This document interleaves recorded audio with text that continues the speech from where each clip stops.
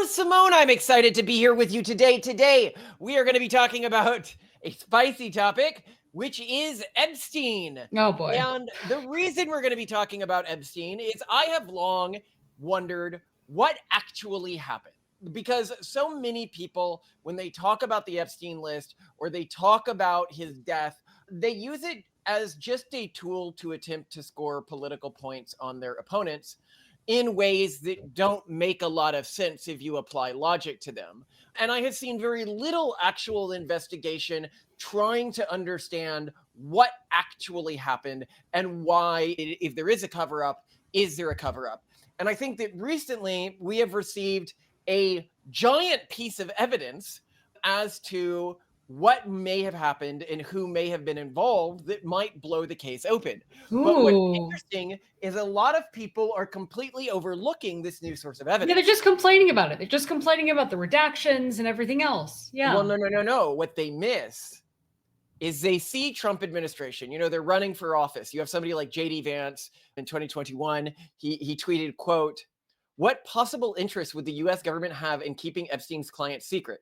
Oh, ... And then later he said, if you're a journalist and you're not asking questions about this case, you should be ashamed of yourself. What purpose do you even serve? I'm sure there's a middle-class teenager somewhere who could use some harassment, not right now, but maybe try to do your job once in a while." And then there's a quotes that we'll go into of Trump leading up to the election where he was super gung-ho on this. And what people are missing is the crucial piece of evidence that has been revealed is that Trump's administration hasn't revealed significant evidence. That tells you something. Okay. It tells you that when you get a full picture of the case, even if you are Trump's administration, even if you are a Republican administration, you believe it is in your best interest to cover this case up. Interesting. Or the official narrative that he unalived himself is actually true. And I will go into copious evidence that I do not believe that is true that we will get to. Oh, really? Okay. Yeah. And no. Malcolm and I have been talking, by the way, offline about I read this really detailed Substack post presenting all the evidence as to like why basically the preponderance of evidence favors that he did indeed die, as people have said he died in prison, at least as a government official said he died in prison with no foul play. And yet I can't find it, which also kind of to me suggests that whoever made that post found out something that kind of undid their argument and they took it down. So yeah, that's my assertion. Well, because I did a deep dive on all of the evidence and my read, and I can give you guys like the end state answer here and we'll work to it because I don't like leaving people hanging on theories. People are busy. Yeah. My read from the majority of the evidence right now is, and I don't want to call out names was one of these groups because I don't want to put my own life at risk, but it was either a wealthy Muslim within Saudi Arabia who the US had strong reason to keep happy, both Republicans and Democrats, and who has a history of doing this sort of thing, or he worked for Mossad. Or Jeffrey Epstein worked for Mossad. Jeffrey Epstein was a Mossad agent. And I'm not saying that Mossad necessarily installed him. Actually, it would be almost a little insane if various intelligence agencies didn't go out to him. Yeah. Because if you build the network, so people who don't know how intelligence agencies recruit assets, I should probably just go into this before we go further. Because my dad was recruited as an intelligence agency asset. The CIA tried to recruit him. Oh, so basically once you reach a certain level of connection and profile, you're probably going to be contacted by some groups because they're like, oh, you got invited to X event with a bunch of Russian dignitaries. You know, you're very patriotic. He was a congressman's son. He was, you know, a known like very patriotic individual. And so they'd be like, hey, here's something you can do for your country. From Jeffrey Epstein's perspective, you know, he was born Jewish. So they would have thought that they could have some leverage on him. And he had a lot of powerful people sort of in his debt to some extent, which would highly motivate In fact, I would be surprised if he wasn't Mossad, that at no point did Mossad contact him. And I'd also point out here, I wouldn't say just a Mossad thing. I would also guess that Russian intelligence contacted him at some point. And I'd bet that the CIA contacted him at some point. He may have been working for various intelligence agencies. Like if you build yourself into a position of power by blackmailing lots of famous people, and it's obvious and there is a paper trail, you are very desirable from the perspective of as an asset. You're the for these hottest girl in the intelligence club. agencies. The Yeah. hottest girl in the club, right? Yeah. So what I'm saying here isn't insane. I'm not saying that they like implanted him and built his career and everything like that. I like this What way I'm- of looking at it, though. What you're looking at is where are the incentives aligned, and who's going to come out of the woodwork for certain things. You know, like if you like put a pile of food in a field, you know, what bugs are going to come flocking to it? You know, or Well, what yes, birds are gonna and show if up. it was either of these groups, it would 100% explain why neither the Democrats or the Republicans want it released, because both the Democrats and the Republicans both want the Saudis and Israel to stay our friends. Yeah. Um, and that matters much more. The stupid answer I keep hearing from people is, oh, Trump is on the list. And this answer just shows an inability at rational thought, because if Trump, like if there was concrete evidence, not just Trump on flight records or some picture of Trump, but that tied Trump to Jeffrey Epstein in a nefarious context, the Biden administration 100% would have released it. Yeah. Whoever it That's a good is point. that people are attempting to protect is somebody who cannot be used to undermine either the Democrats or the Republicans. If it was a Hmm. mainstream Democrat, the Trump administration would be releasing it if they had hardcore stuff on this. If it was a mainstream Republican, the Democrats would be releasing it. And you can be like, well, maybe there's people on both sides on the list. Then they would have released a redacted list. Yeah. Yeah, you're right. I Something mean, there's it's just too tempting. And the fact that the Biden administration was sitting on this and could have done this is very compelling to me and make a great point. Yes, something at the core of this is, and I mean core in that you couldn't just give simple redacted lists, is preventing both sides from releasing it. And I note another interesting thing about it is the Trump administration, early in the administration, they signaled that they plan to release this information. Yeah. And that appears before they did a deep dive into the information. So it may have been somebody that, you know, you get contacted not in month 1 when you're president, but month 3 or 4 when you're president. And they're like, by the way, I hope we have an understanding over this Epstein thing. Mhm. And that would make sense.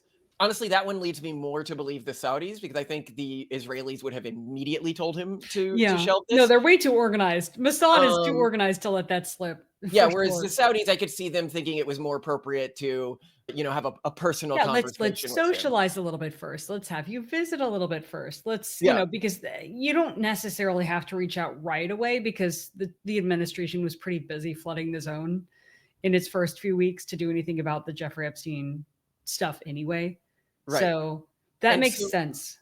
I'm going to jump right into one of the biggest pieces of evidence around this that I think a lot of people sleep on. And so we're going to go into Alexandra Acosta, who claimed that Jeffrey Epstein was intelligence and was, quote unquote, above his pay grade in terms of charging him with specific things early in the investigative cycle. And I think that this is actually a really important quote when you get an understanding of who this individual is who made these Ooh, claims. okay. So who is he? Alexander Acosta is an American attorney and former politician who served as the U.S. Attorney for the Southern District of Florida 2006 to 2009, and later the 27th U.S. Secretary of Labor 2017-2019 under President Trump. Hmm. A Miami native and son of Cuban immigrants, Acosta graduated from Harvard College and Harvard Law School, clerked for Judge Samuel Alito, and held roles like Assistant Attorney General for Civil Rights and Dean of Florida International College Law.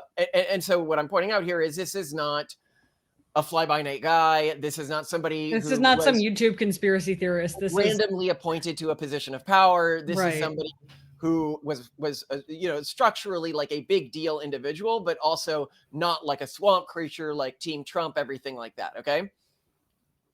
So as U.S. Attorney, Acosta oversaw the 2007 to 2008 non-prosecution agreement, NPA, with Epstein, allowing him to plead guilty to 2 state-level prostitution charges, serving 13 months with work release, despite a 53-page federal indictment for fornication trafficking. This lenient deal, later ruled illegal for violating the Crime Victims' Rights Act, sparked controversy. The claim in 2017, during the vetting for his labor secretary role, so that, he's under oath, he's doing a vetting for a labor secretary role, Acosta reportedly told Trump transition officials that he approved the 2008 NPA because he was told Epstein, quote unquote, belonged to intelligence, and that the issue was, quote unquote, above his pay grade. So he was instructed to, quote unquote, leave it alone. Oh. This was reported in the Daily Beast, July 2019. So Acosta made this statement to explain why he didn't pursue a stronger federal case against Epstein, despite FBI evidence for dozens of victims. The claim surfaced after Epstein's 2019 arrest, fueling speculation that Epstein was an intelligent asset. And note, if he was Mossad, this claim would apply to him.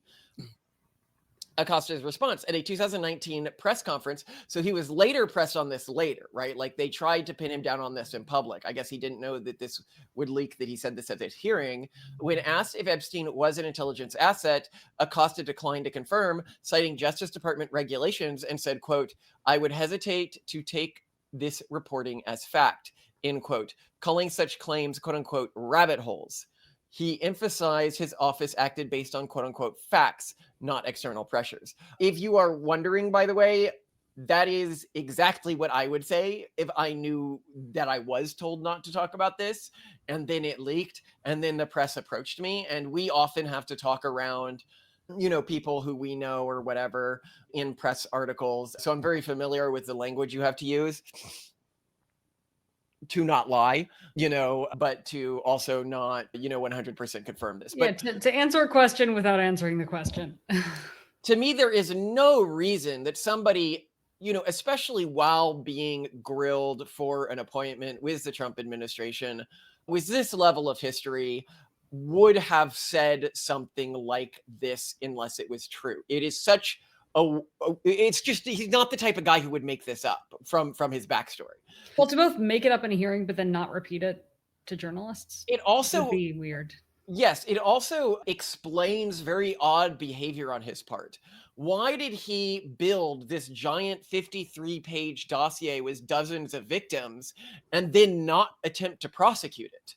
Why would you do that? Why would you have your office do that unless you had built it? And then not just that, what's really important about this coming out of him is that he is the person that, if Epstein was an intelligence asset, that would have been notified, don't continue to pursue this.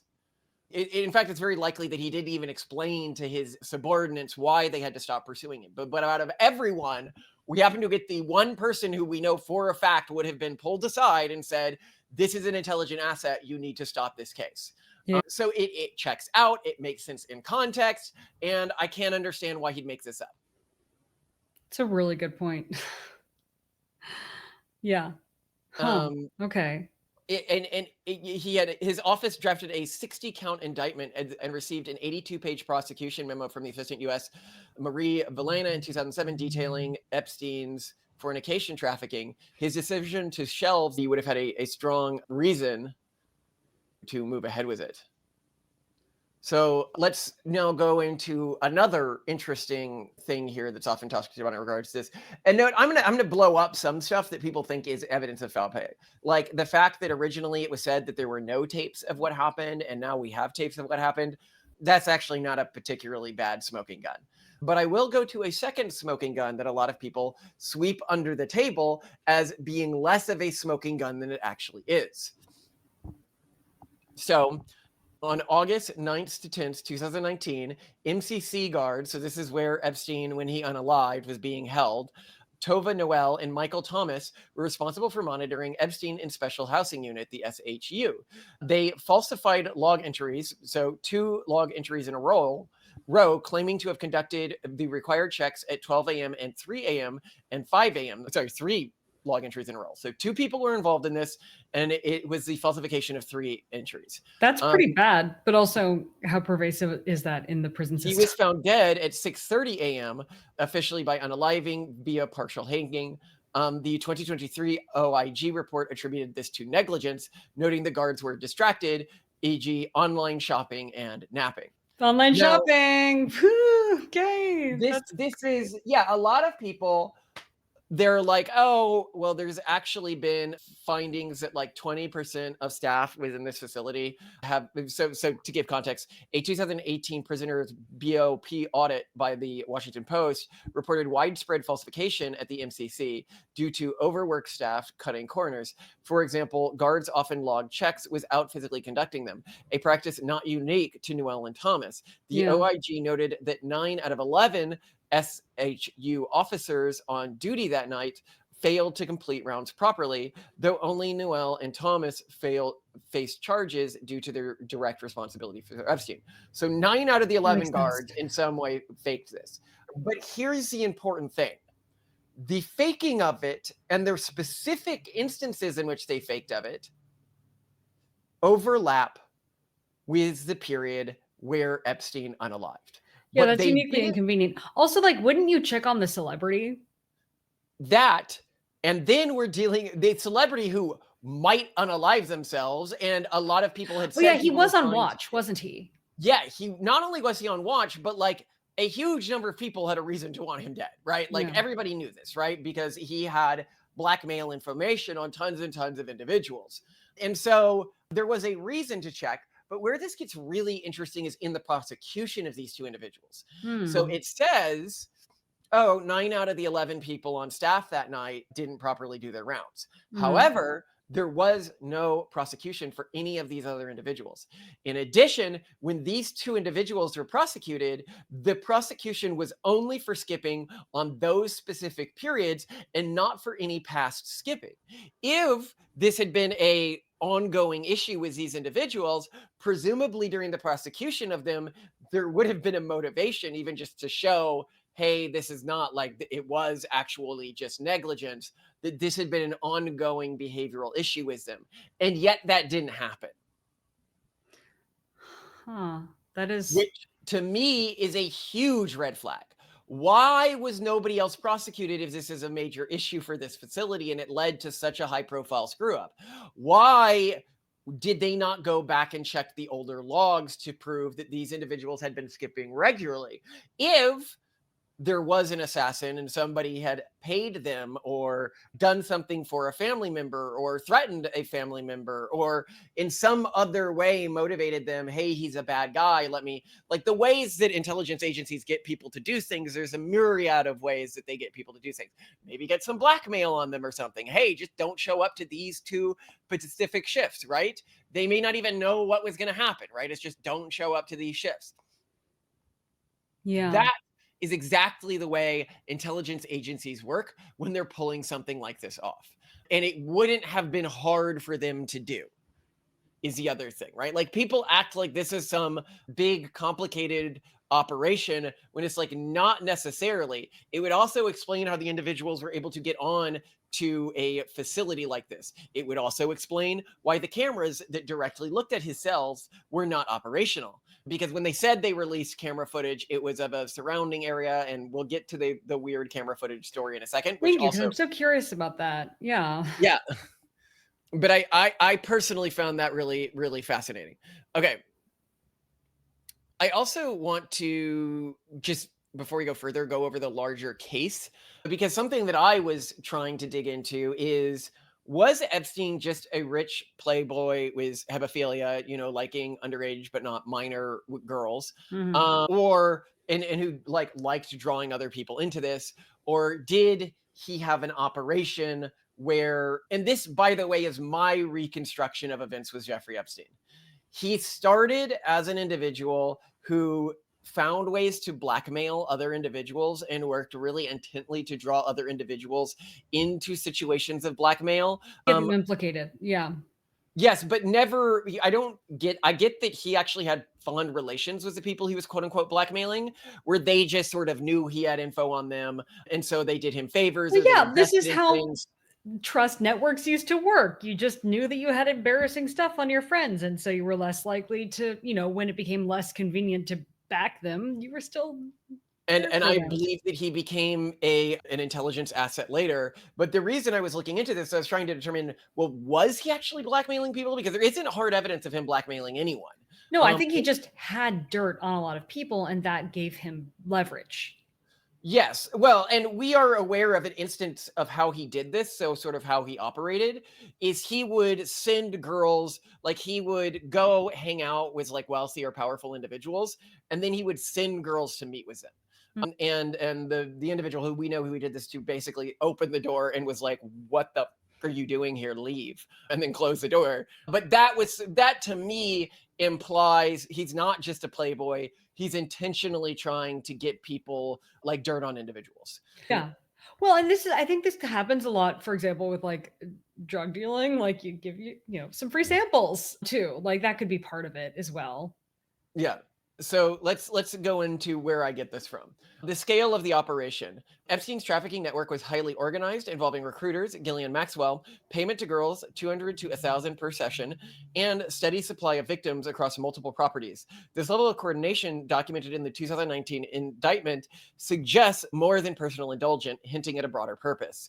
Surveillance equipment. His properties were equipped with cameras, per the New York Times 2019, and victim accounts, raising questions about the recording purposes beyond personal use, such as blackmail. Intelligence ties. Alexander Acosta's claims that Epstein, quote unquote, belonged to intelligence strongly suggests this goes beyond hedonism as well.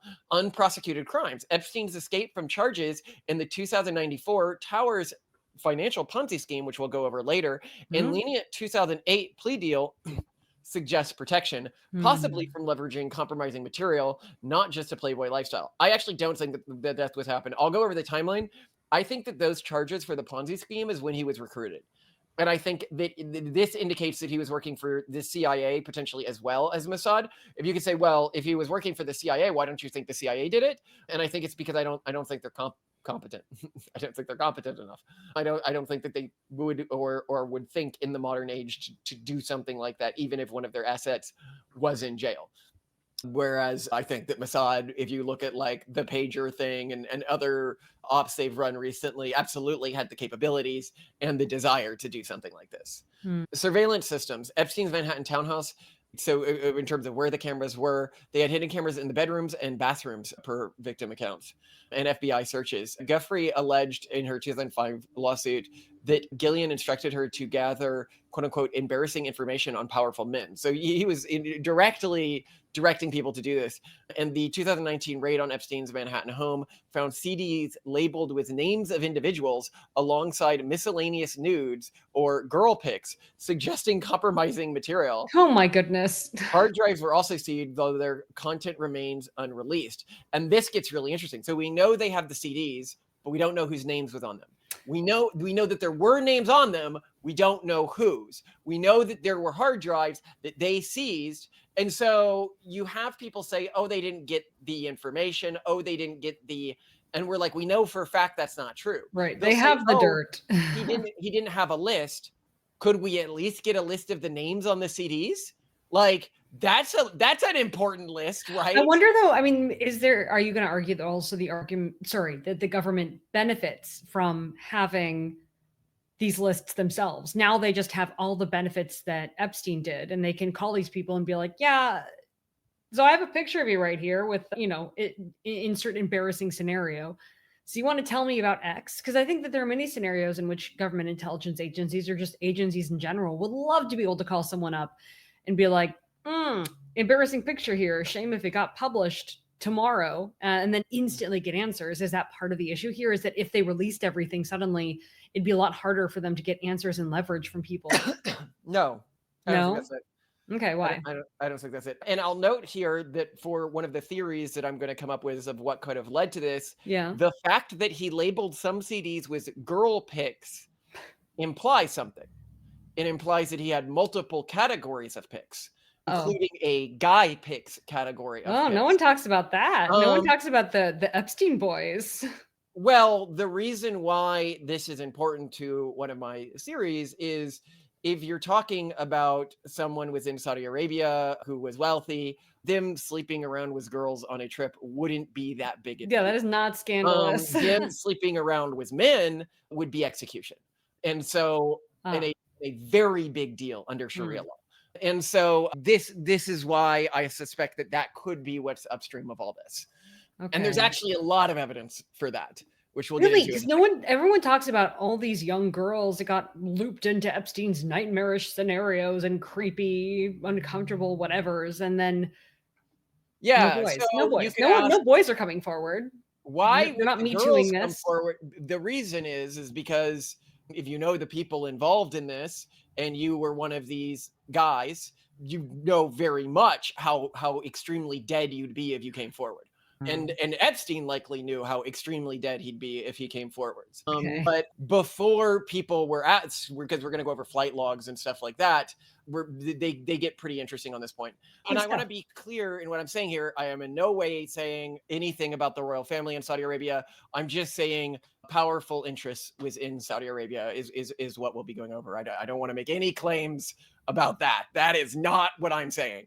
Yeah. But I'd say that's why the men who are involved in this aren't coming over. And you'd be like, wait, why would the men only be involved with high profile Muslims, whereas the underage women would have been involved with? Well, because one, you people in a lot of Muslim countries just aren't going to care. You haven't actually gotten dirt on them if you've gotten them to sleep with a 16-year-old woman, right? Like that's not real dirt from the perspective of these countries. And if you're an American sleeping with men, especially if they're not underage, is just not dirt. That's not something you could hold over most American politicians or something like that. They'd just be like, oh, now I look sexually adventurous, Yeah. whatever. Right? Whereas, it's like, know your audience, know the context.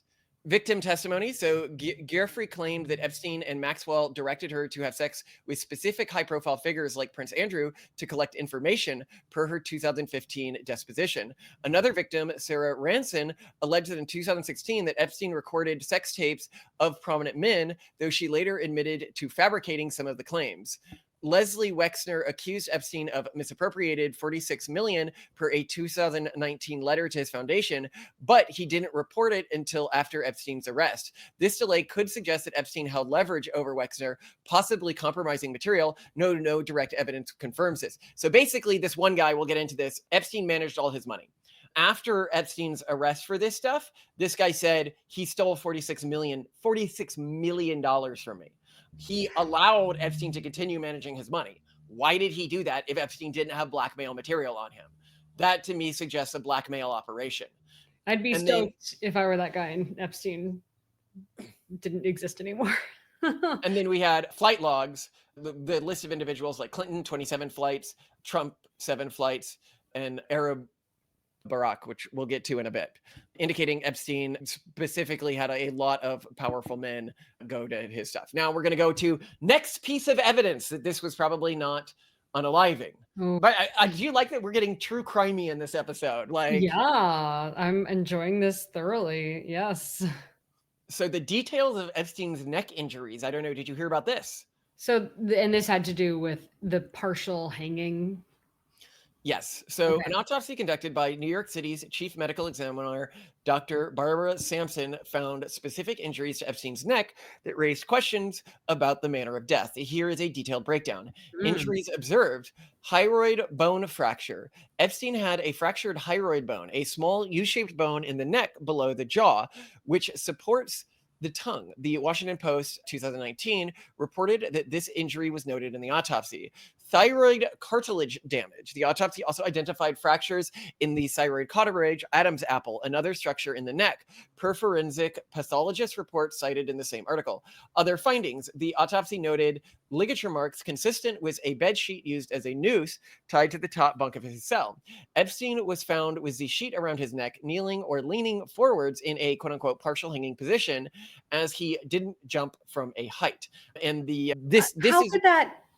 hold on, this is really important what I'm about to get into Okay, here. go ahead. Epstein Yeah. was in a small single occupant cell in the special housing unit that was approximately 8 by 10 feet with a bunk bed, toilet, and sink. The bunk bed was about 5 to 6 feet high, insufficient for a full body drop typical of hangings. The height meant that Epstein's hanging was likely a low force, partial suspension, where his body weight applied pressure to his neck while kneeling or sitting, a common method within prison unalivings. Now, why is this important? Because the type of injury that he had to his neck, which we'll get to in a second, Okay. very rarely happens on hanging suicides, even when the individual has jumped from a height. And so the fact that he was able to obtain these injuries in a cell that was only 8 by 10 feet. Right. There's not enough torque. He lacked the torque. He lacked the torque to create these injuries, which we'll get to, and we'll get to their frequency, and we'll get to studies on their frequency right now. Okay. Because I'm going to make this episode, even for you, Simone, the deepest you've ever heard somebody go on this case. I really appreciate this because I've been watching coverage out of interest, and yeah, man. The rarity of hyoid bone and thyroid cartilage fractures in suicidal hangings, especially partial hangings, is central to the debate. Here's what the forensic evidence suggests. Hyoid bone fractures. General prevalence studies in forensic pathology, the Journal of Forensic Sciences, 2005, indicated that hyoid bone fractures occur in 20% to 30% of hanging unalivings, more commonly in older individuals. Now, keep in mind, Epstein was 66, which provides some wiggle room here due to bone brittleness in strangulation. Homicidal or accidental hyoid bone fractures are more frequent, occurring in 50 to 70% of cases as the neck is compressed with greater force. So and compressed asymmetrically. So you get it in 50 to 70%, not even all. So you need quite a violent strangulation to cause this in most cases. Wow. Now, but you're trying to argue that maybe plausibly it's because he was older and therefore frail?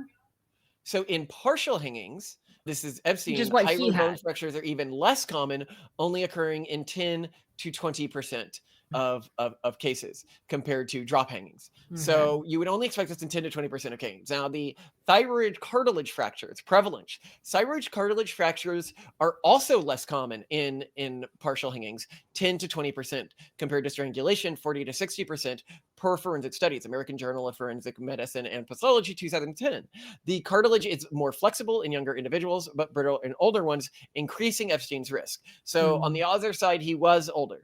Multiple fractures, hyoid and thyroid, in a single case are rarer still, occurring in less than 10% of hangings and unalivings, according to Dr. Cyril Retch, another pathologist cited in the Washington Post. So the exogenous yoinking evidence is growing here.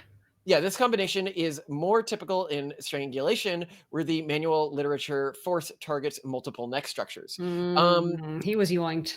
Someone yoinked him. Individual thyroid fractures occur in a minority of hanging suicides, especially partial ones, but are not impossible, the 10 to 30% range. However, the combination of both fractures is extremely rare. And so this heavily implies that he was strangled, and quite violently, which was somebody who wanted to strangle him quickly. Which would be the case if you were going into a prison and then having to leave, and then setting had a rush and you had a 90-second interval to make it in and out of the cell while the camera was turned off in the hallway. Maybe I don't know if I don't buy as much from this camera, but there is some evidence of the camera. So let's talk about the camera right now. Yeah, let's, please. Now I want to note here, if you come to me and you say, well, this could be a coincidence, Malcolm. When you have a lot of people who have a motive to kill someone, and that individual dies, and there are a large number of coincidences around that, you have to calculate the probability of that many coincidences happening in a row, and you can get a number where it becomes wilder and actually significantly wilder to assume they are coincidences than just assume the people with motive, means, and opportunity took that motive, means, and opportunity. Specifically here, what I'm talking about is the guards falsifying the logs during the window of death, the camera malfunction in that specific area and time frame, the rare bone fracture patterns for partial hanging, previous cases dropped with prosecutor citing quote-unquote intelligence concerns, the consistent pattern of officials changing their stance after reviewing classified materials, and the timing of the routine reset camera gap. Each individual event might have a, let's say, 10 to 20% chance of being a coincidence. But when you multiply these probabilities together, you get something like 0.1 times 0.2 times 0.15 times 0.1 times 0.05, and you get a number that's like 0.00000015, or about a 1 in 600,000 chance that is coincidental. First, why did they say that there wasn't a camera there to begin with, and then all of a sudden we have camera footage, right? Yeah. Okay. Subsequent investigations revealed that some video footage from the MCC did exist, though it was limited. The DOJ and FBI clarified that while cameras in the hallway captured certain areas, they did not have a direct view into Epstein's cell to the camera placement and design of the facility. Footage from the night of Epstein's death was later reviewed as part of the investigation, but officials noted it was incomplete or lacked critical details due to issues like camera angles, record gaps, and system malfunctions. The DOJ office and the Inspector General, OIG, released a report in 2023 detailing the circumstances of Epstein's death. It confirmed multiple failures at the MCC, including staffing shortages, procedural violations, e.g. guards failing to conduct required checks, and issues with surveillance systems. The report noted that while some cameras were operational, the footage did not provide conclusive evidence about the events inside Epstein's cells, as the cameras only covered the hallway. The OIG attributed the initial confusion about cameras to poor communication and management within the facility. Which, Okay, again, so I mean, these prisons are not known for being run incredibly well. Okay, what happened here? so the camera was sus, but the entire prison No. system The was point sus. here being is it does appear that some cameras were down at the facility. The cameras with the best views of the cell were down at the facility. The camera footage that we have is not one of the best views of the cell. It just covers like the entrance to the path that would have gone to the cell. Oh, and this is your point, where they weren't wrong about the cameras being down. The footage that we received, where they're like, but you said there was no footage, was from a totally different camera, which before they basically didn't count because you don't see anything. Right. And I think that everybody's focused on like this 1 minute gap in the video or something, where I'm like, given the length of time between now and this case, you could have swapped out that footage for any other footage of any other night, right? Like there's no reason for us to suspect that this is the actual footage from that night. I personally do not believe that what happened was that they cut out the 1 minute of footage when somebody went in there. I just think they swapped out the nights. But we'll get to why I think that in a second. But also the 1 minute of footage is like way more sus than it initially appears when you look at the excuse for it. So, official explanations for the missing minute. The Department of Justice, DOJ, and the FBI released approximately 11 hours of surveillance footage from the MCC's Special Housing Unit, SHU, on July 7th, 2025, covering a period from 7:30 p.m. on August 9th, 2019 to 6:40 a.m. on August 10th, 2019, when Epstein was found dead. The footage, intended to confirm the official conclusion of unaliving, contains a noticeable gap when the timestamp jumps from 11:58 p.m. to 12 a.m., resulting in the missing minute and 2 seconds. Attorney General Pam Bondy addressed this gap during the White House cabinet meeting on July 8, 2025, explaining that the missing minute was due to a routine nightly reset of the MCC's outdated video surveillance system, which she claimed occurred every night at midnight. Bondy stated that this reset caused a consistent 1 minute gap in recordings across all nights, not just the night of Epstein's death, and that the DOJ was working together all additional footage from other days to demonstrate this pattern. This sounds like one of those things in caper films where they're like, well, there's one flaw in the security system, and we have this 60-second period where we have to sneak through while the camera system's down. But that just seems like such an implausible thing. Like, I never take that trope seriously, because who would have a camera system that's consistently down for 1 minute every night? Yes, exactly one time. But here's the problem.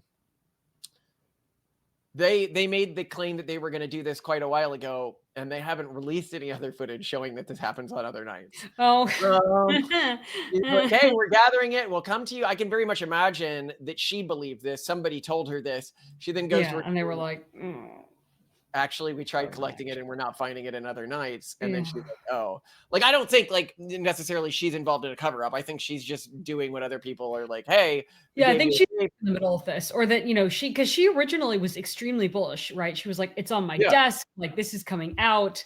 And then I feel like other people have been like, yeah, you're going to have to change your stance on this. This is above your grade. Above your pay grade. That somebody else said this is above your pay grade. Yeah, right? I don't want to be her right now, because she's getting so much hate that I don't think this was in her control, because I think it was on her desk. I do think she saw it, and I think she was ready for it to go.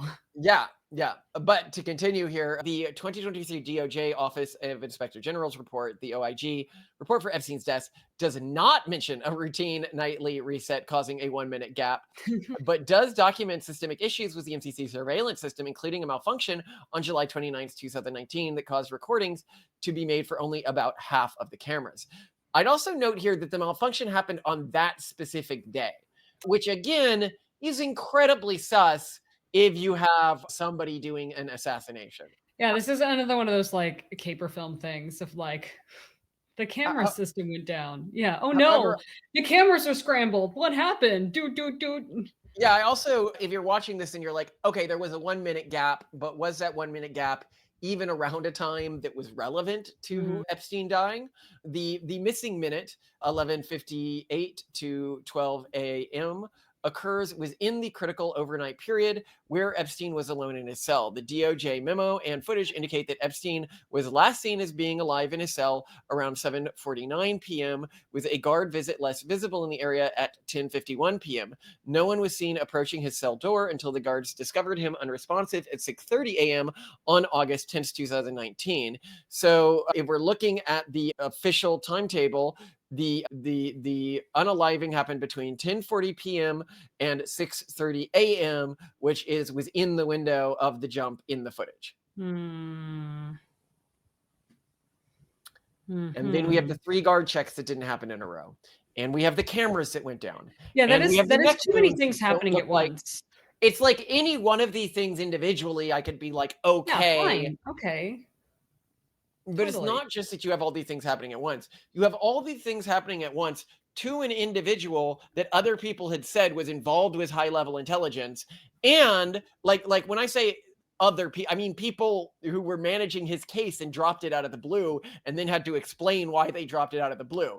I'm not talking about like a reporter or a muckraker or anything like that. It was people with a vested interest to not say something like that, as we can see by what he said when he was asked directly by a reporter. Mhm. To me, I'm just like, okay, so we have a, a, a motive, a means, an opportunity, and like 5 or 6 really, really unlikely coinciding coincidences. And some of the excuses that I would make for guard-based negligence don't work here. Like, oh, they're underpaid. But if I were an underpaid guard, then what I would be doing is going in to check on Epstein all the time so that I could get dirt that I could sell to tabloids. Yes, that's actually a very good point.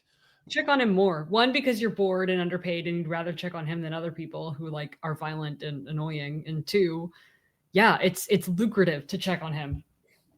All right. Now we're going to go into Trump Epstein relationship timeline for people who think that Trump was actually involved in any of this. I do not think he was, and I think we actually have fairly strong evidence that he wasn't.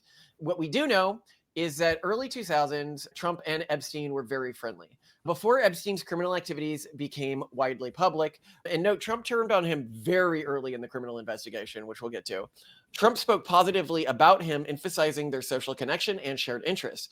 This was during a period where Epstein was known as a wealthy financier and social elite, and their interactions were documented at events like those at Mar-a-Lago. A quote in 2002 by Trump said, "I've known Jeff Epstein for 15 years, terrific guy. He's a lot of fun to be with. It is even said that he likes beautiful women as much as I do, and many of them are on the younger side. No doubt about that. Jeffrey Epstein enjoys a social life." Now, I'd also note what he's saying here because I think that people misread this a little. They Yeah. say that, oh, this is proof that Trump knew. This to me is a little side eye from Trump about like, Yeah. he shouldn't Yeah. be doing this. Also, because Um, it's not his type. Like phenotypically young looking or underage looking women clearly are not Trump's type. yeah. He has a type. he and yeah, I really think it's more like him being like, yeah, this guy is a little weird, not my taste, but he is fun.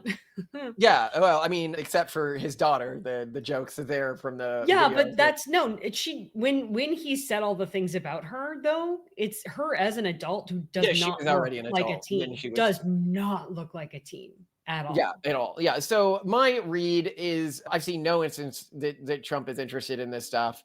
And I have seen Trump like reveal things like for example, the way he acts towards his daughter is genuinely kind of creepy and outside of Yeah. normal sexual norms. Yeah. So it's not that Trump is like super good at He covering, like, doesn't. No, he does not hide his he's also issues. bragged about sleeping with friends' wives Yeah. and stuff like No, this and it's recording it. and this is And another reason why he succeeds, is because there are no secrets he's hiding.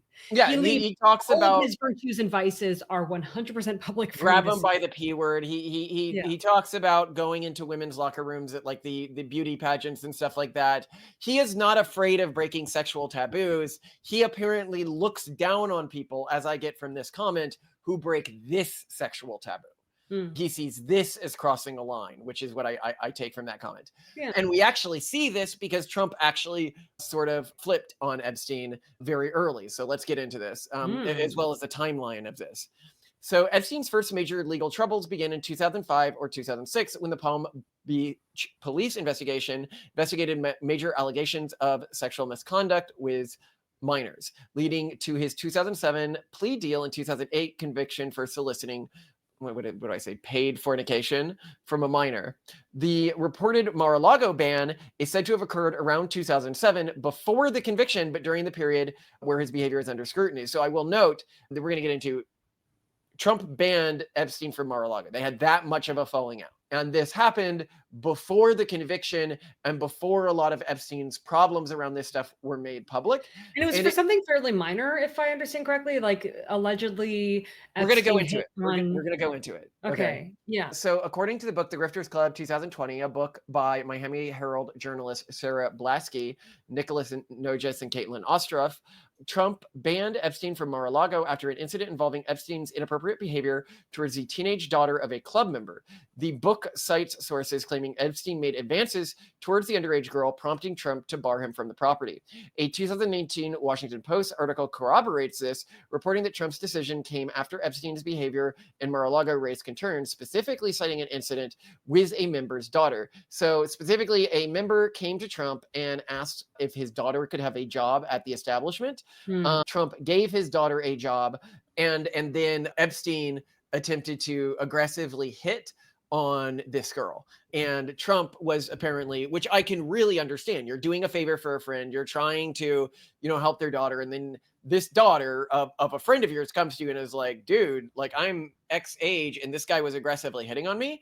And Trump then banned him. Now, I know if Epstein had a bunch of stuff on Trump, I don't think Trump's going to ban him from his establishment. Especially given that other people have apparently lost millions of dollars due to because of stuff Epstein had on them. Yeah. And then continued to work with Epstein. Yeah. That to me indicates, Epstein definitely. Another guy had $43 million stolen from him and was able to do nothing because of the stuff that Epstein had on him.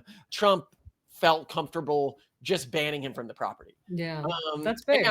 And I note here, your initial thought was that maybe Epstein had something on somebody who Trump cares about, because Trump would do a lot, for example, to protect his family. For sure. Would Epstein target Trump's kids? Potentially, yes. They're exactly the type of people he would target. However, if he had successfully gotten dirt on them and there was confirmation of it, I think the Democrats would have leaked it during the campaign cycle. Yeah, and I hadn't considered that, because that would just be so tempting. Their own they would have Hunter seen Biden it as perfect scenario. revenge for the Hunter Biden stuff. Exactly. Yeah. So, I'd also note here, Bradley Edlers, an attorney for Epstein's victims, also stated in his book, Relentless Pursuits in 2020, that Trump banned Epstein after the incident based on information from a Mar-a-Lago source. And Edwards, this is not somebody who's like a big Trump fan or anything like that, noted that Trump was one of the first high-profile figures to take such action. So Trump was the first high-profile figure to go against Epstein. Even by the very lawyer that represented Epstein victims, like he's like, and Trump was a good guy in all of this. So keep that in mind as well, right? Yeah. Like this to me indicates as well, if it had been one of Trump's kids or somebody who Trump had as like a major donor, I suspect they would have told him when he was making all these claims about releasing this information, or earlier in his administration. Yeah. Well, and I even think that before that, he probably would have known, like, let's say it was one of his kids. One of his kids might have approached him and been like, hey, can you maybe like stop talking about releasing the Epstein files, because I have to tell you something and you're not going to like it. And yet he was very consistent and very enthusiastic about this about releasing the Epstein files. Yeah, exactly. This is why I think it was another nation that both the Democrats and the Republicans want to stay friends with, rather than an individual. Again, just logic, people. Try to piece this together in your heads. And to the other nation, saying, absolutely, 100%. If he was a Mossad agent and this was a Mossad operation, or if it was an operation with any ties to powerful Saudi individuals, in both instances, Trump 1000% would have covered it up. No doubt in my mind that he would have covered this up. And so would Biden, which would perfectly explain both instances, despite all of the smoking guns and public hurrahs he could get from revealing this. So let's go to Trump's changing attitude on Epstein. Quote, 2019, reflecting on earlier events, quote, I had a falling out with him a long time ago. I don't think I've spoken to him in 15 years. I wasn't a fan, end quote. And this was in 2019. And he genuinely doesn't, he appears to have thought the guy was a creep, from what I can tell. And that the earlier stuff, given that he gave a little shade to Epstein, even in the positive early quotes, implies to me that this is when he was rising to power and he thought he needed to play by Epstein's rules, because Epstein was a bigger power player than he was in those circles, especially within the New York social elite, which Trump really wanted to be accepted by. Absolutely. And if you want to get an idea of how insecure Trump was during that period, keep in mind there's the famous call, which has always been to me one of my favorite things ever that we have. This is a piece of historic evidence of there was this competition for like the wealthiest person in New York, and Trump wanted to get his name on the list, but he actually didn't qualify. He lied about how much wealth he had to get on the list. And this is also how he got loans. It's a long story. We're not going to go into this. But he called up the organization because, of course, then he was not a big deal. People didn't know the sound of his voice, pretending to be his publicist, talking himself up. And if you're a human today and you listen to this recording, you're like, that is 100% Trump. But I love that he didn't try to change his voice or anything. He just kept all of his personal mannerisms. He's like, Trump is like the greatest and the wealthiest man to ever exist. You should see all of the nice things he owns. The clip is the best. They're all so beautiful and shiny. It's the best. But the reason I like this call as a fan of Trump is because it shows the amount of hustle and fake it till you make it that Trump represented during this period of his life. And his personal hustle. He was doing this to get on the most wealthy list rather than hiring a publicist. What you would do if you were actually wealthy, he faked being his own publicist to try to get a position on that list. Like, what a hustler you have to be to do something that insane. So perfect. That both bold and as we always say, to get grandeur you need delusions of grandeur, because he achieved a lot of that later, right? Like he did achieve a great deal of wealth later, but during this time when he wasn't like willing to publicly do anything other than like shade Epstein under the table, I get the impression he knew he wanted to do more, but he didn't feel that he had the power to do anything, and he was very insecure, which you see a lot of in Trump's earlier stuff, is just a very insecure person, which I think he also significantly changed between the two election cycles. I think he was still pretty insecure in his first election cycle, and I think within this election cycle, he's become incredibly secure. And he doesn't really care what other people think of him anymore. Not care anymore. Yeah. In 2019, further details, he did get scrutinized by saying of Ghislaine Maxwell in June 2020, after Epstein's death, he said, I wish her well, frankly.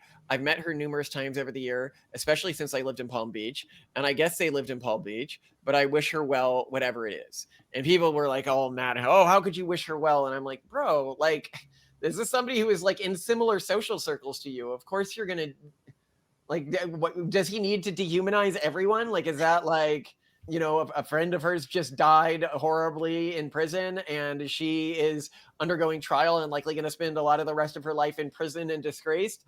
Does he need to be like, that horrible person got, like, what a inappropriate thing to say that they expected from him.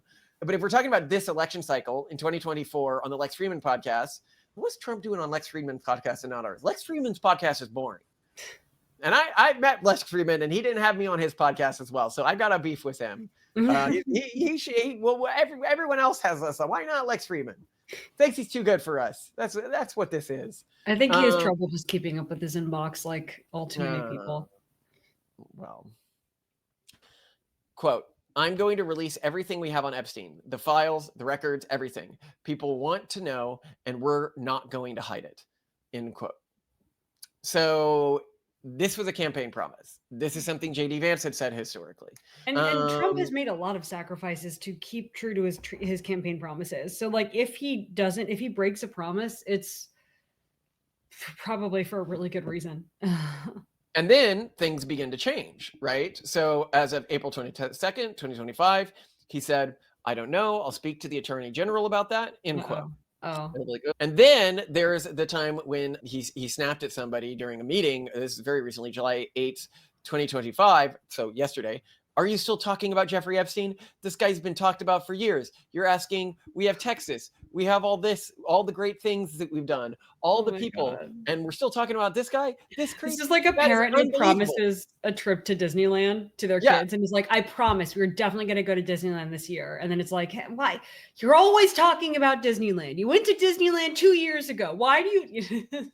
I mean, I can't believe you're asking questions on Epstein at a time like this, when we're having some of the greatest successes and also tragedy was what happened in Texas. I just took you to Chuck E. Cheese and you're asking to go to Disneyland. What's wrong with you? Yeah, the person he was mad about was Pam Bondy. And like this to me suggests a level of emotional charge in Trump in terms of how he feels about this. Like, I think he feels like he just wants people to stop talking about it right now. And he doesn't like the position he's having to take on it. Right. He doesn't like not following his promise. He's feeling cognitive dissonance. He's feeling cognitive dissonance. He's disappointed with the decision he has to take, but he believes it's what he has to take in the best interest of the United States and the people of the United States, which again, I would agree with him. If it turns out that it was either tied to Saudi Arabia or Mossad, we really probably, like, even if I was president, this is me, Malcolm, saying this, I think we as a country just have too much at stake right now with these two powers to release this information. Yeah, because what good is this really going to do? It's just going to ruin a bunch of people's careers and reputations who are powerful and make a bunch of other people feel really good. But like, not in a way that makes their lives better. Like not in a way that's going to reduce unemployment or increase health or longevity. Like it's just a gossip thing. Honorable thing that could be an easy win for him that he's choosing not to take for the best interest of American national security. That to me is not a, and again, I know that the reason I see these two groups as the most likely is they've shown the willingness, even if somebody's like a billionaire, like a Bill Gates, right? Like, okay, he had stuff on Bill Gates. An operation like this is not something that a billionaire would think to do, like your average, like the other guy who had all this information on that he was blackmailing out of $43 million.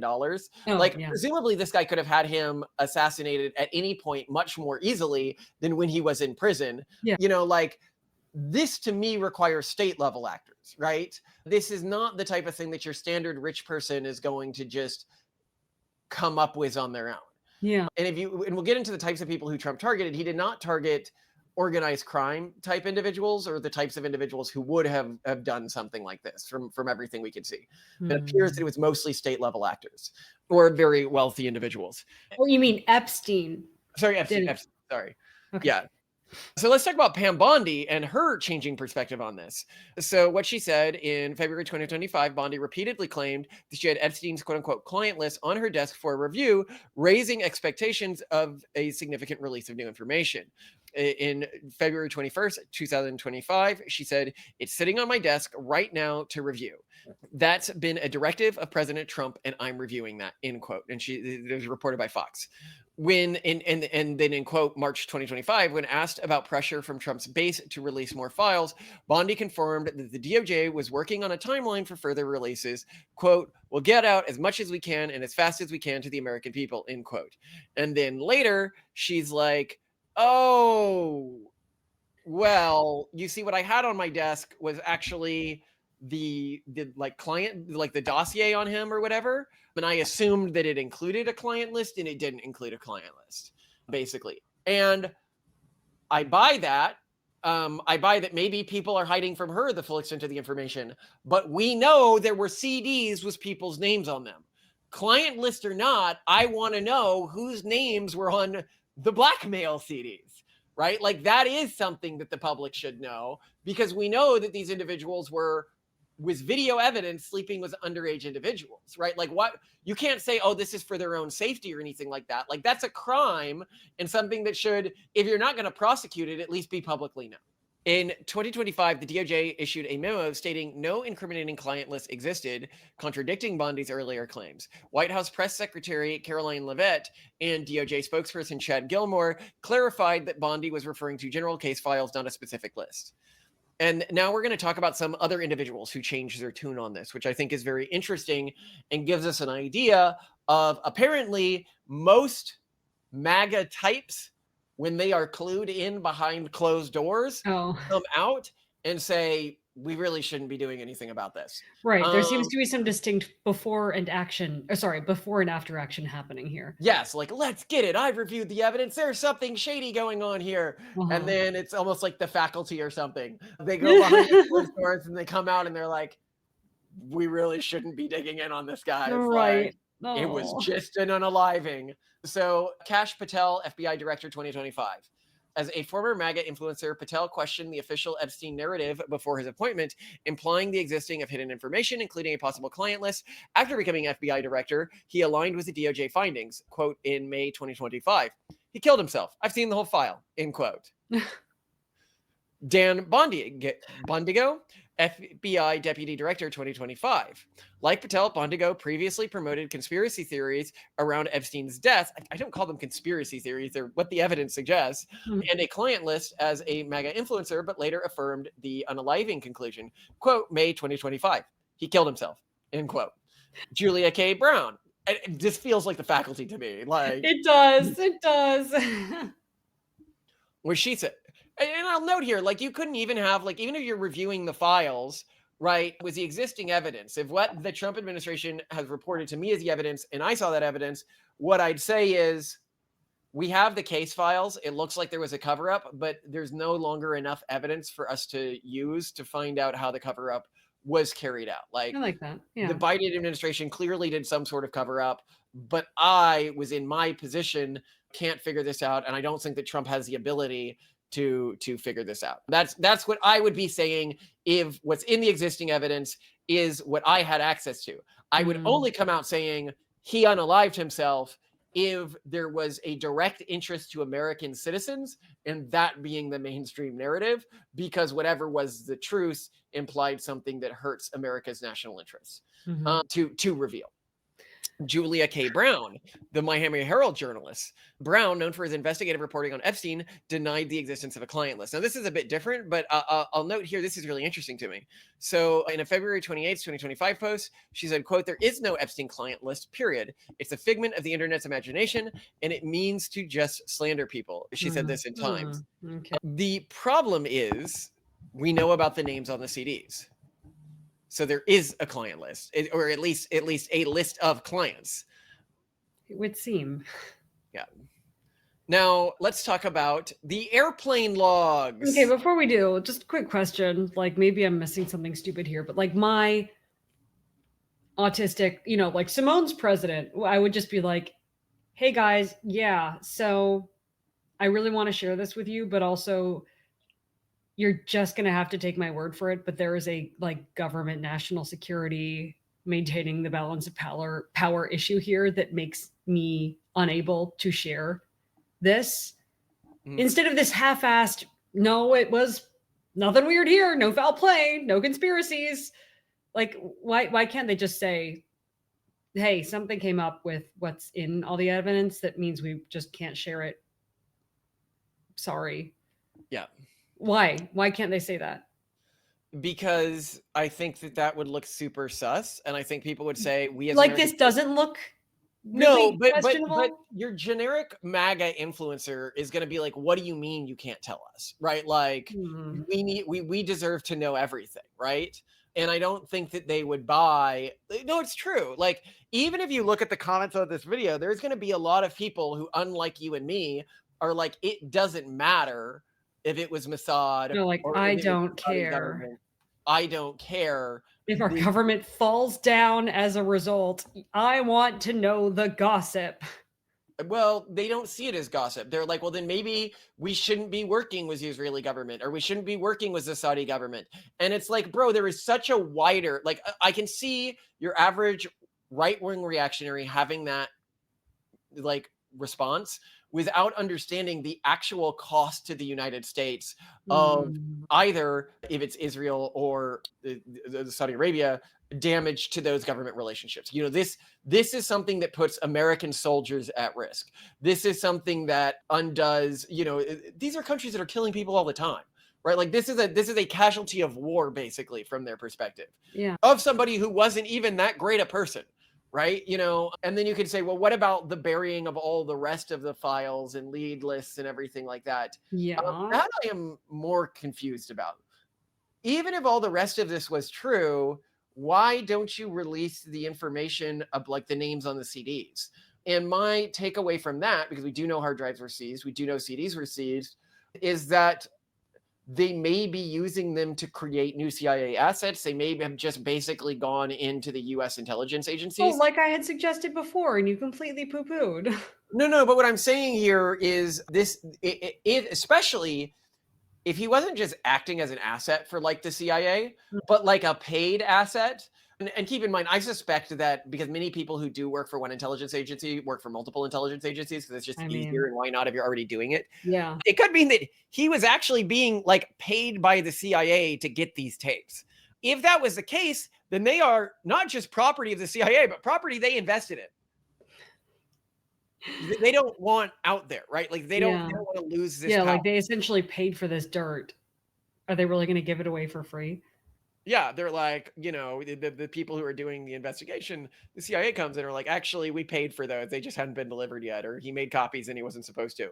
Oh, yeah. I could see the CIA approaching Trump and saying, yeah, so this is a little embarrassing, but we told him to get half the stuff there and we need it. You're wasting a lot of money and time if you release this. Yeah. Or putting American agents at risk, or putting, et cetera. Interesting. And again, this isn't a weird thing for the CIA to do. He is the perfect CIA asset.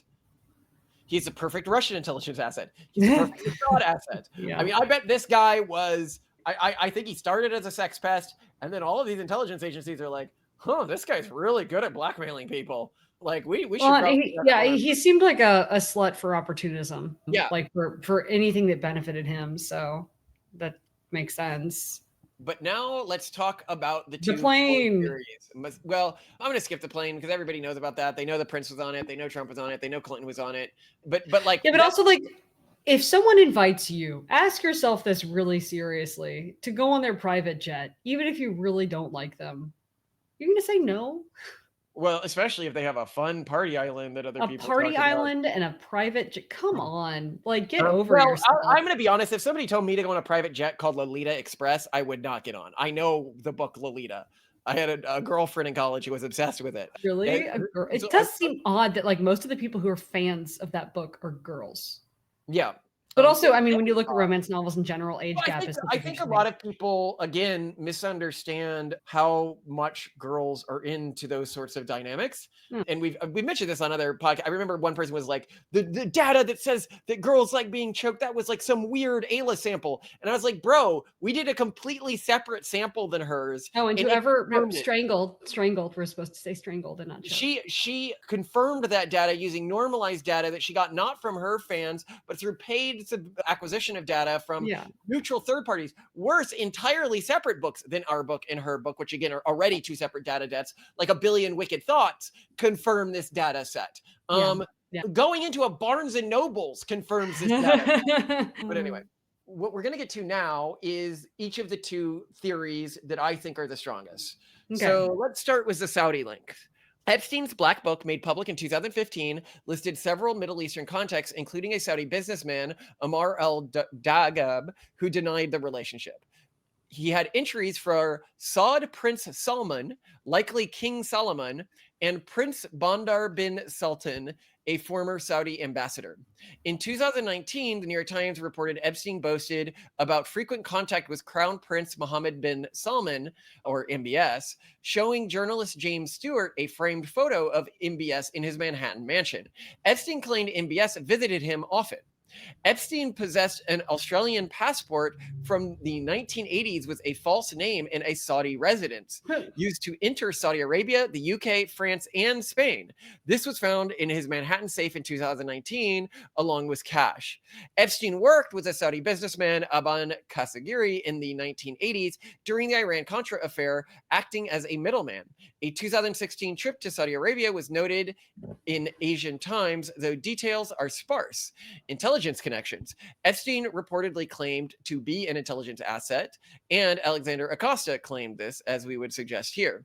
Above his pay grade, if he was in any way working with either Saudi Arabia or, and keep in mind, he could have been an intelligence asset for Saudi Arabia, but I think that is less likely to have gotten him killed. Because I don't think I think that compromising information is more likely to have gotten him killed in that case. Yeah. And keep in mind that if he was an intelligent asset for the CIA or the or Mossad, both groups would have wanted compromising information on high-level Saudis. And we know not only did he have the connections there, but he targeted the Prince of the UK successfully, mind you. Yeah. So we know that he liked targeting royal families. And he would have had a huge reason to target this one. So now I should note here that while these connections confirm Epstein interacted with Saudi elites, they don't directly, show any sort of involvement.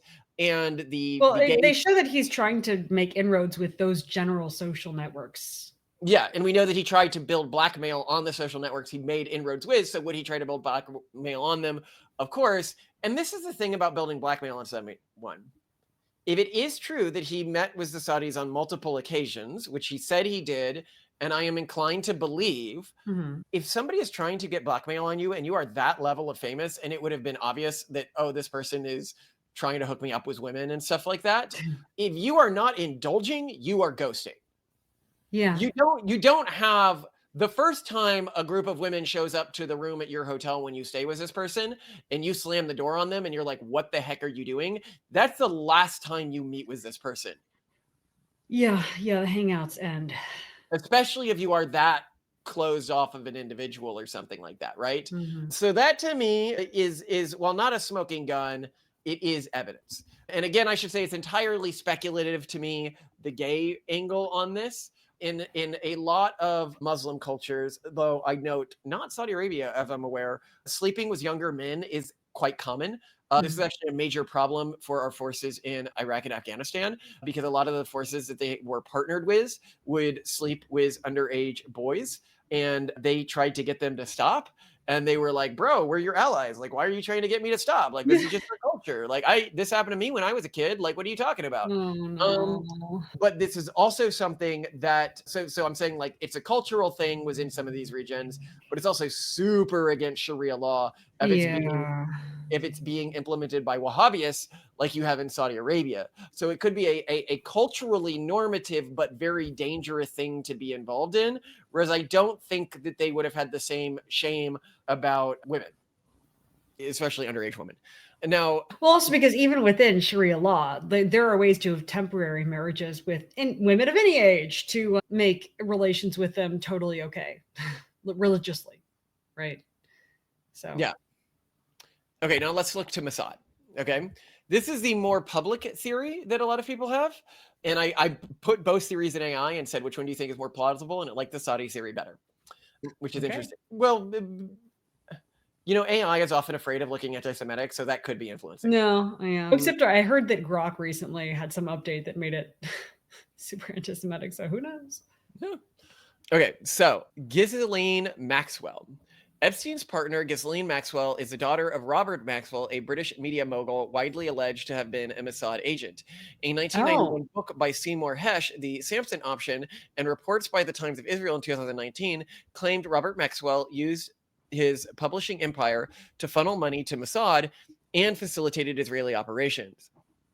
Ghislaine's close relationship with Epstein, including her role in a trafficking network, fuels speculation that she is linked to Israeli intelligence. Now, I want to note here about the Ghislaine Maxwell connection here. It would be like people are like, what? Her dad was involved? That doesn't mean that much about her.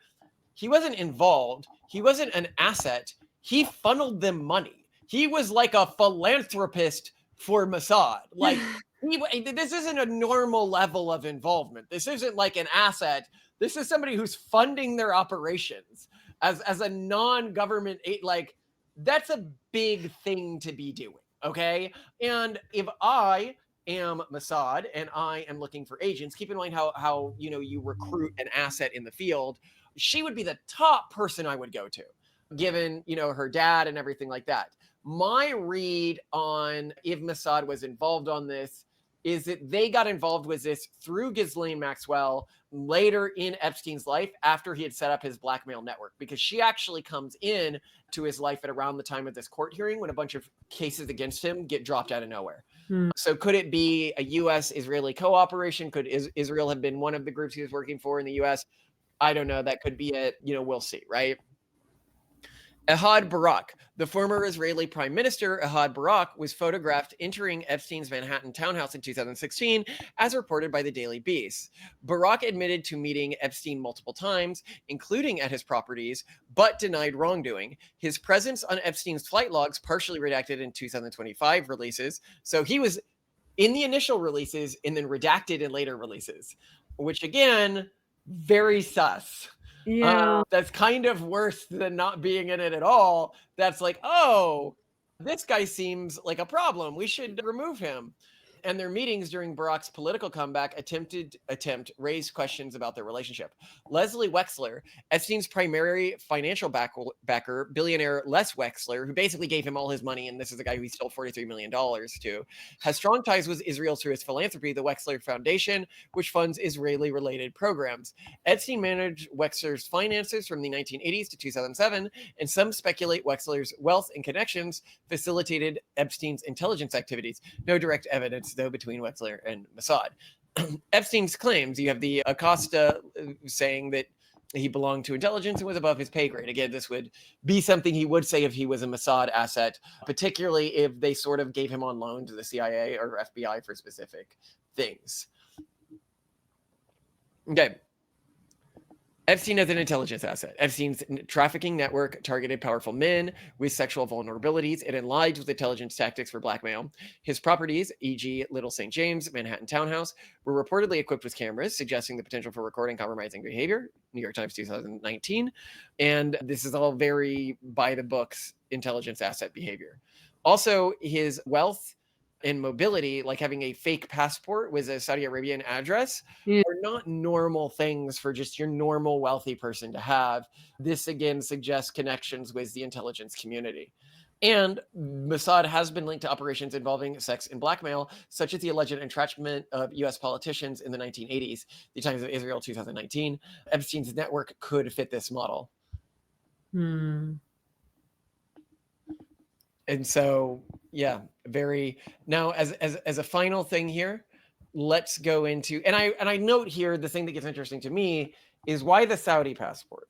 And I don't know if Saudi doing like really complicated operations like this before, like when they've done the reason why I lean more to Mossad than the Saudis is when Saudi Arabia has done killings like of that reporter, they were one sort of forward, like we did this, like, but you can't do anything. Like they did it at like the Saudi embassy, if I remember correctly. That that to me seems like not exactly the style we see here. It lacked a lot of the subtlety. This would have been, whereas if we see Mossad hits, this looks a lot more like a Mossad hit to me. So that's where I go with this. Now let's try to track his timeline and understand when he became an intelligence asset. Again, I'm laying this. I'm going full true crime with this. I don't know if you've ever seen this before. I'm loving this. If you've ever seen these this are not angles or details I've seen covered. So this is enlightening. I really like this because I mean, I got to the end of this and I'm like, I'm fairly certain I know what happened at the end of this. Like that, I feel fairly comfortable with one of a few things being what happened, and with not good juice, i.e., there is no good juice on any Republican politicians, or they would have used it already. And if there was for Democratic politicians, like if that's whose names were on those CDs, those have long since been destroyed. No, absolutely. They would have just destroyed them. Like, we know that we have people within, what was it, the FBI or the CIA, where we have the text saying that they wanted to prevent Trump being elected. We're going to do everything in our power to prevent him from being elected. And so that says to me, it was in these organizations, there was a culture of one person talking to another person in the organization saying this, that they thought it was okay to talk about how they were going to try to prevent Republicans from winning election cycles. Yeah. It would have They been could disappear okay certain things to very disappear easily. CDs like that. Yeah. Now, to go into his background. So, teaching at Dalton School, 1974 to 1976. Epstein, a college dropout for Cooper Union and NYU, landed a job teaching math and physics at the prestigious Dalton School in Manhattan at age 21, despite lacking a degree or teaching credentials. Dalton is an elite prep school attended by many of the children of New York's wealthiest families. Hiring an unqualified dropout raises questions about how Epstein secured the role. At Harrison H. Smith claims he was hired by Donald Barr, further of future Attorney General William Barr, who was Dalton's headmaster until so that's the father of the future Attorney General, headmaster until 1974. However, this is unverified. Networking opportunities. At Dalton, Epstein tutored students, including the son of Alan Ace Greenberg, CEO of Bear Stearns. This connection led to his next job, suggesting Epstein leveraged Dalton to access elite. During there, he had reports of inappropriate behavior with former students, noting that Epstein was overly attentive to female students, though no abuse allegations surfaced at the time. And I'm sure that if he abused them, they would have come out by now. So I don't think that he did stuff like that. This behavior hints at his early predatory tendencies. So my read from this, okay? He got the job being wildly unqualified for it. He likely had already developed some form of building blackmail on people this early in his career, but certainly not enough to be interesting to like any sort of intelligence agency or anything like that. Like, I do not think people who think he was built by Mossad or built by like the CIA or FBI or something like that, this doesn't align with that. But I don't think you can build that. That's a natural talent and sort of a natural love for these things. I think you have to be able to play these long games. And so, yeah, I would only invest as an intelligence agency in someone who already has shown this propensity. Right. But what I'm saying is okay, I'm Mossad. I have this asset, right? Yeah. I want to use him for, honeypot sex incrimination operations in the future.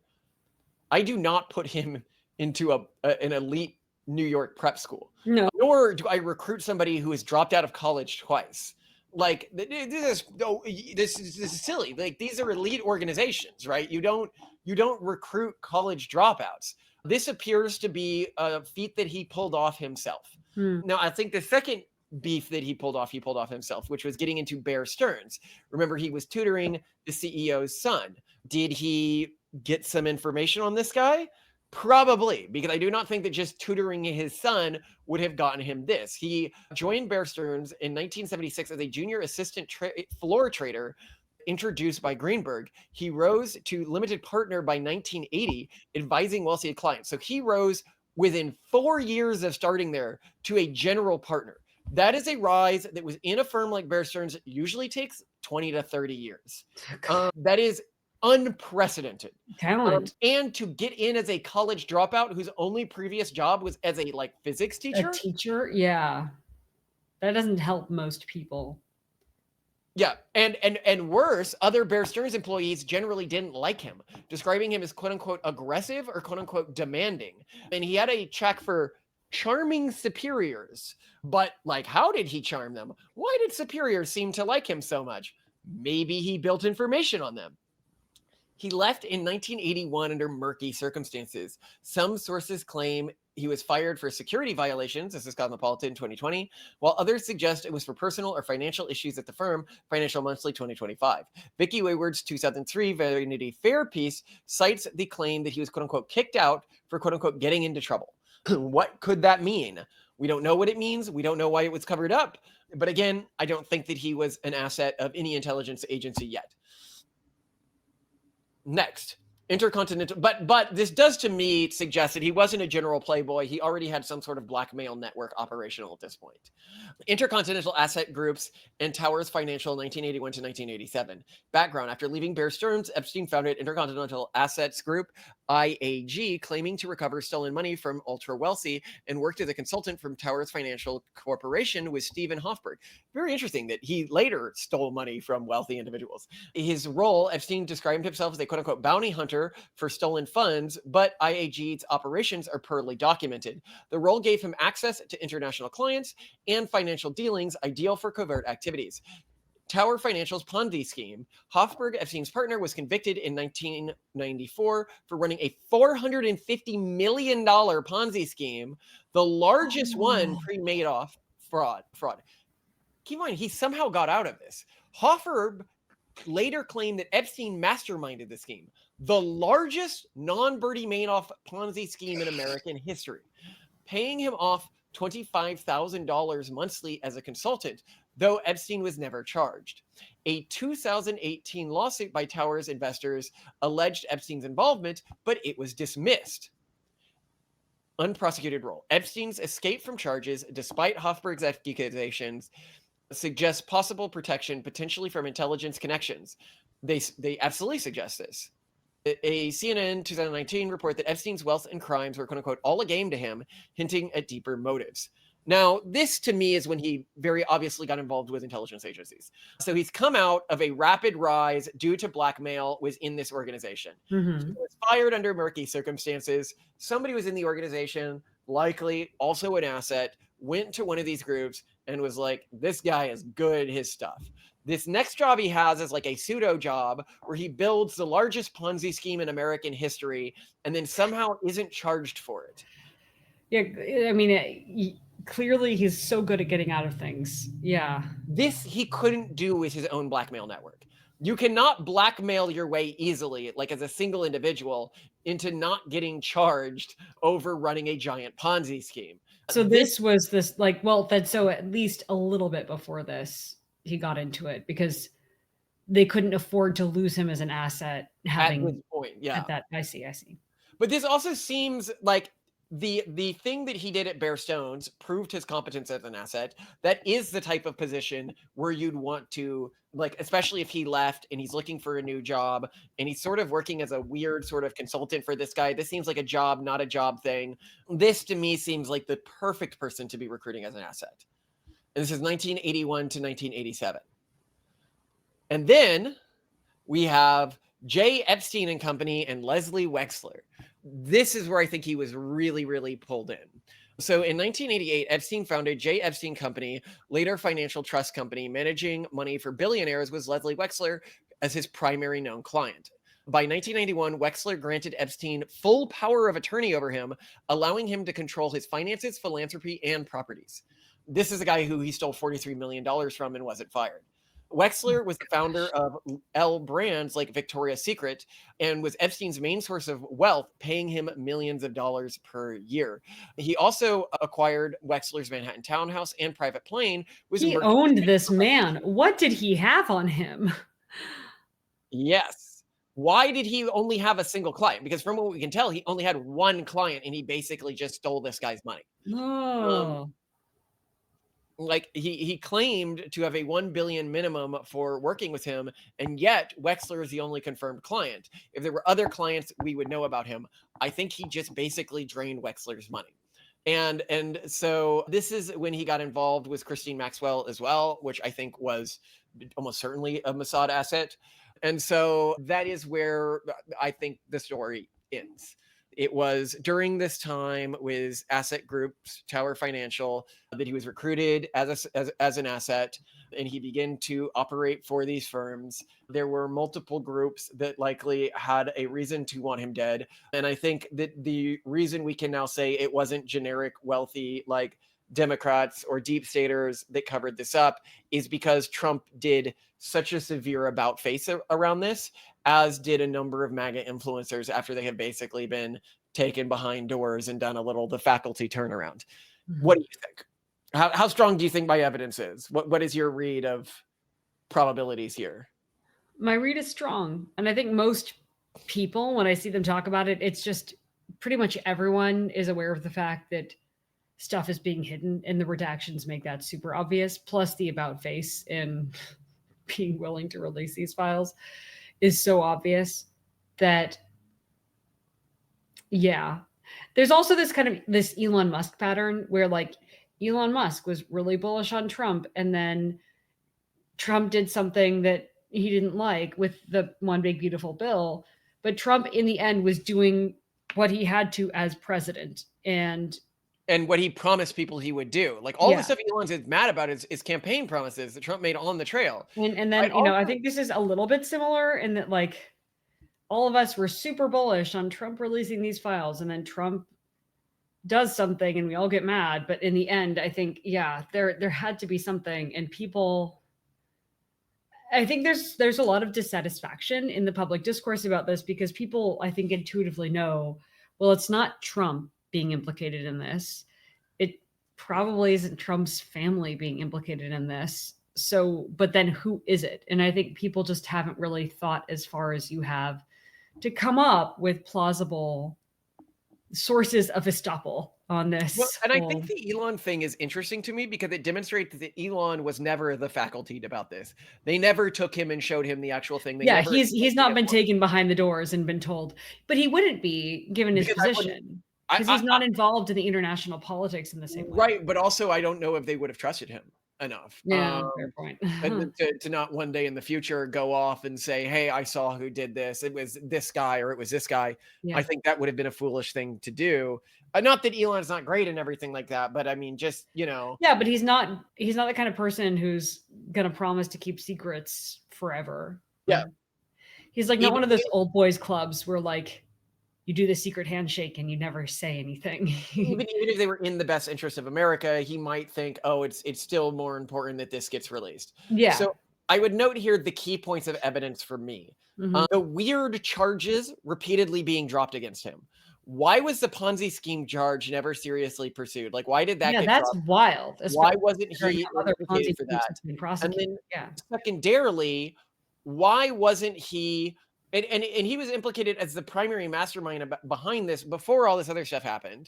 Why was the big, sex trafficking stuff, why was that all dropped in Florida? Why did the guy who dropped it, a very respectable guy, say, I dropped it because I was told I had to drop it because he's a security asset? And then later not be willing to talk about it, which makes it even more believable. Why do you have the about face by Trump on this issue? And then why do you also, like, apparently when people dig into it, they have the about face.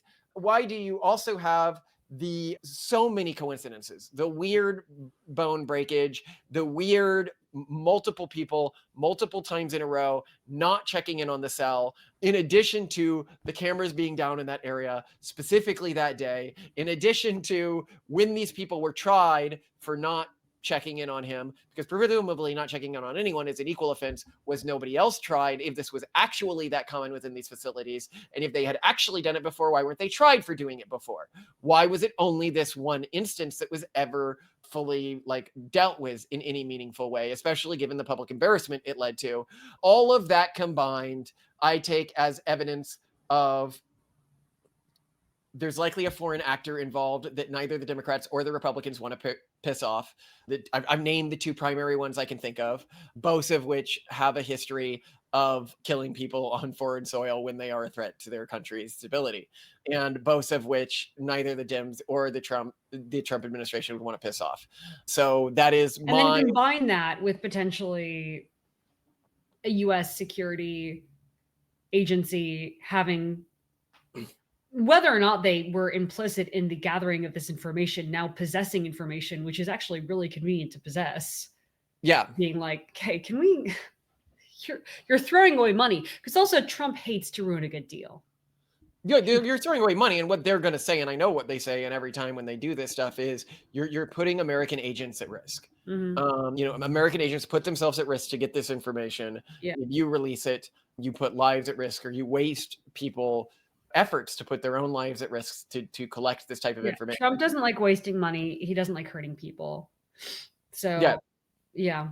Because I mean, if you keep in mind, and you can be like, oh, Is it really that important? I'm like, okay, suppose Epstein was working for the US, for example, in this. Who would he likely have been targeted to gather information on? Well, the types of people who they often gather information on are powerful allies of ours. Not good to have that released. People like Chinese businessmen and middlemen who are working within the United States. You want to maintain those power plays if we can. People like, this isn't like a nothing burger to release this sort of information. Absolutely. And then you could be like, well, then why don't they just release the information on the billionaires and stuff like that? And it could be that he didn't actually get that much on the billionaires, is actually possible. Well, Because and I also think, because he found one billionaire that he was very successfully milking for yeah, money. so he likely had something on this guy, but I mean, that guy already got his punishment, 43 million taken from him. So, did he really need that many more? Also, after a while, I mean, it's not like he didn't have a reputation for, I want to say decades leading up to all this. I think most billionaires kind of knew better to avoid him. Or they were already under his thumb. Yeah. And I note that when you look at these flight logs, a lot of them are from a long time ago and stuff like that. Ages, ages. When he was building out his network, before I think he burned his reputation, and you don't necessarily know. And this guy's seen as a big fixer with a lot of connections. If we were around during that period, and some guy said, "Hey, I want to fly you out to my private island," like, would I have been? I probably would have been like, "Yeah, sure." I would have definitely been like, "What? Why do you call your plane the Lolita? Like, do you know what the book Lolita is about?" Like, I would have been like, "Can we have a conversation about this?" But I think that that's also maybe. Oh, I hadn't considered this. Oh, this is interesting. What? It's likely how his operation worked. So the reason he called his plane the Lolita Express was so that he could, for people who don't know, the core theme of the book is a young girl being groomed by an older guy. And that's where the term lolly comes from. And so he likely used it as, you could think, like a conversation opener to understand who was cool and who wasn't cool. Like, oh, have you ever heard of this book? Or have so you someone ever... was like, oh yeah, like, Oh yeah. or like, hey dude, what's wrong if with somebody you? like me was like reflexively like, that's really sus to name your plane that. You know that, right? Like he Yeah. would have been like, Radio the Island. Don't send the younger ones. Yeah. Put them back in the closet. We got the feds. But yeah, actually, that would be really good. And especially people who get very good at sexual exploitation are really good at low cost filtering mechanisms like that, ways to sort of filter out people who are going to not be cool about something, Yeah. So that would make sense. So what'd you think, by the way? We got our full timeline here. We got our full... I'm impressed. I'm impressed. You've never heard... I no longer have cognitive dissonance about this. I feel like I can put it to bed. Obviously, we don't have a concrete answer, but basically, I mean, the closest we can get, and this is enough for me, is our government is in such a position where it just can't release it. Like, the cost of releasing it is too much from a national security standpoint or like a balance of power standpoint, and they're not going to do it. And I'm like, okay, that's fine. And I would note here that we know almost as a fact, given all the cases that were dropped, that he was an intelligence asset. Like, that is basically confirmed from both the verbal statements and the all the cases that are dropped, and his larger behavior pattern. And so, like, that we know that explains why it would make sense that people need to cover this up. Yeah. Absolutely. So that's our sad and weird take at the end of the Epstein trial and sort of investigation. This is why it's being covered up. And if you're a patriotic American, unfortunately, a lot of other patriotic Americans, when they see the data, have said, whatever that data happens to say, oh yeah, this needs to be covered up for our immediate national security interests. May it be released one day? It might, depending on who we go to war with in the future. This is exactly the type of thing I could see being released at a future date, depending on changes in our national relationships. Or if the Dems, elect like a really anti-Semitic, anti-Zionist type individual, and they end up going back over the files, they might get this released. Absolutely, yeah. So that's if that's the case, if that's the explanation. That's sort of where I am with all this. So tonight, rendang again. We got some. We have rendang. Absolutely. You want it with rice or do you want it with something else tonight? Rice is great for rendang. Or on toasted Hawaiian buns. You want to try that? I prefer rice, but what I would like is the roasted almond side, like the sliced roasted almond, to put on top. And some of the pepper I got from Trader Joe's to put on the top as well. I think that'd be interesting to try. Perfect. We're on then. I will get that ready for you. You are an amazing wife. Thank you. Oh, and I need to make watermelon for the kids because they're like, well, they saw it and they got Octavian excited. and Titan. Yeah. Toasty's like, is that a watermelon? And I'm like, yeah, do you want some? And he's like, of course. No. But I have the wine berries I picked for him this morning. So I want real food. Yeah, real food, which is like only fresh berries and milk. I'm sorry for doing an extra long episode, but I think it was a great topic. No, I really wanted to know because I've been watching like Asmongold talk about it and other people, and I'm just like, oh, can you stop complaining about what we don't know and tell me what is likely? You know, I need to know. Stop pointing out all of the individual sus things and create a narrative that explains them all. Yeah, I need that extra step, and you took that extra step. For that, I am very grateful. Love you to death, Simone. I love you too, beautiful person. Titan, do you like watermelon? What's it taste like? I love you. I love you. I love you. It's very yummy. It is very yummy. Did mommy grow that for you? And then she cut it all up so it would be yummy and good to eat?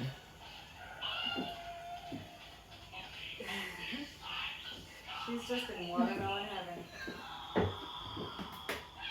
Right, Ben?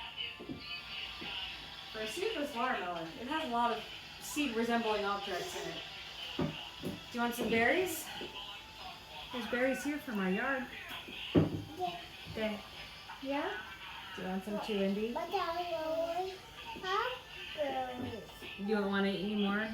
Yeah. Okay. Do you want some berries, Indy? You can have berries, Indy.